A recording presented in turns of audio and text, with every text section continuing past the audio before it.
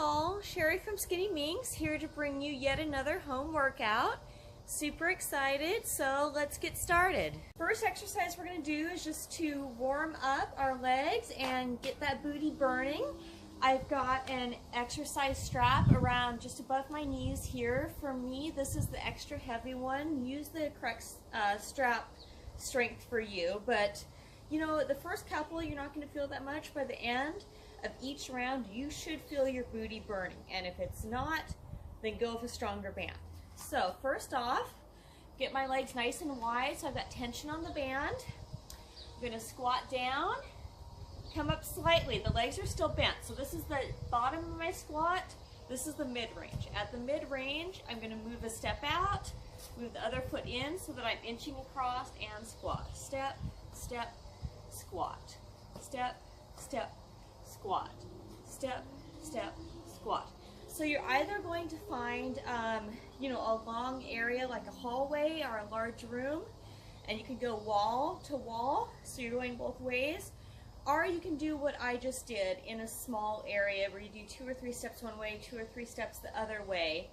And I would try and get at least 15 steps with each leg leading. So 15 with the left, 15 with the right. Now we're going to move on to the second exercise in our circuit. We've got 7 exercises to make the circuit 3 times through. So at the beginning of each circuit, this is going to be the first exercise you do with your squats. Get that booty pumped. Our second exercise is also for the booty. We're doing single-legged banded hip thrust. I've got my band right above the knees here. One leg down and bent, one leg up, putting tension on the band. I've got, for me, this is a 20-pound kettlebell resting in my lap here. I've got my back against the Big O tire. If you don't have a tire, you can use a couch or a chair, whatever works for you to lean up against. I'm going to go down, touch my booty to the ground, hip thrust up as high as I can. Down, touch the booty down, hip thrust up, keeping tension on the band the whole time. I'm going to do this 15 times each leg, and again this is going to be repeated 3 times because we're doing a circuit of 7 different exercises. Now that the booty's nice and warm, I'm going to do Bosu ball squat presses. So I'm standing on a Bosu ball. I've got my kettlebell here. You can use a kettlebell. You can just use a regular barbell. This is my 20-pound kettlebell for my shoulder presses. I'm going to hold the weight here by my shoulder, squat down, press up. As I straighten, I press the weight up. Down, knees bend, the weight comes down, back up.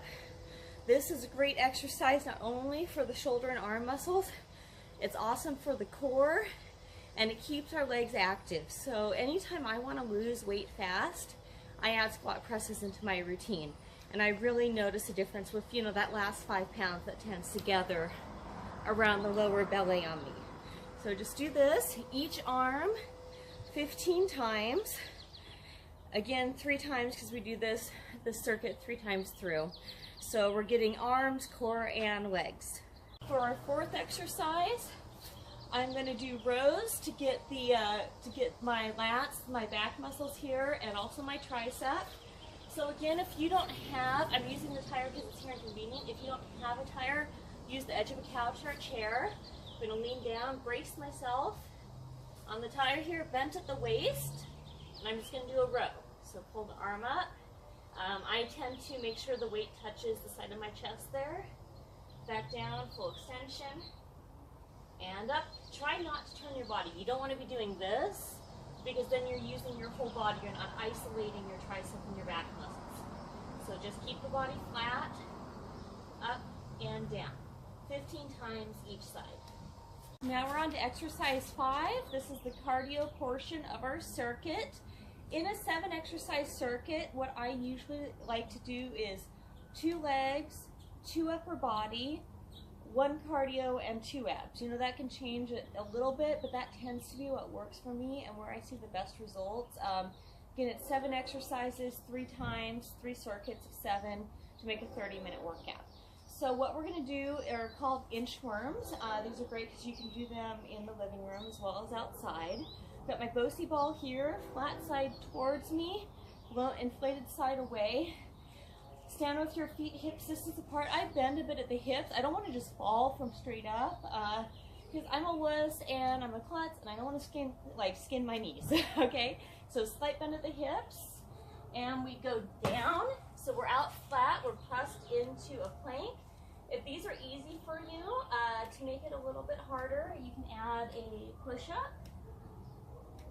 Inch the feet in. This is the inchworm portion. Stand up with the Bosu ball and repeat. Press up, inch in, repeat.